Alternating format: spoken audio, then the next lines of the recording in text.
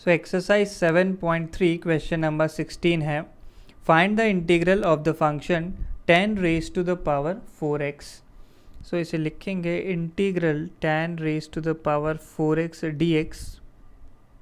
तो 10 raise to the power 4x को हम ब्रेक करके लिख सकते हैं tan square x into tan square x साथ में dx।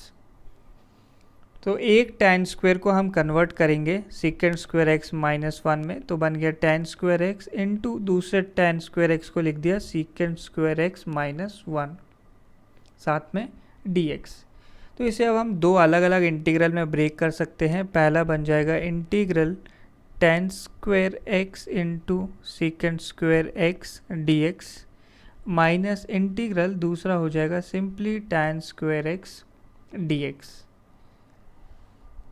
तो अब हम इसे डायरेक्टली सॉल्व कर सकते हैं। जो पहला वाला पार्ट है उसे सॉल्व करने के लिए tan x को मैंने t सब्सटीट्यूट किया, tan x को t रखा, तो यहाँ से बनता है second square x dx is equal to dt।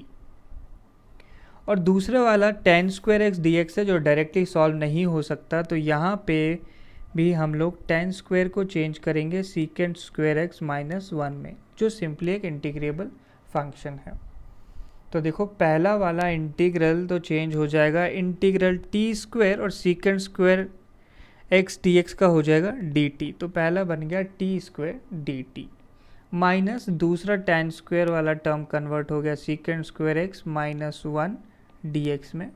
अब हर टर्म ईजिली इंटीग्रेबल है, तो टी स्क्वायर का बन जाएगा T cube by 3 minus second square का इंटीग्रल हो गया tan एक्स प्लस दूसरा टर्म तो सिंपली 1 है, तो उसका इंटीग्रेशन आ गया x साथ में एक कांस्टेंट c।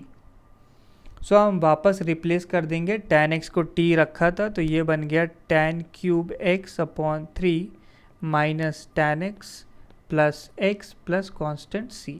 तो ये हो गया हमारा फाइनल आंसर।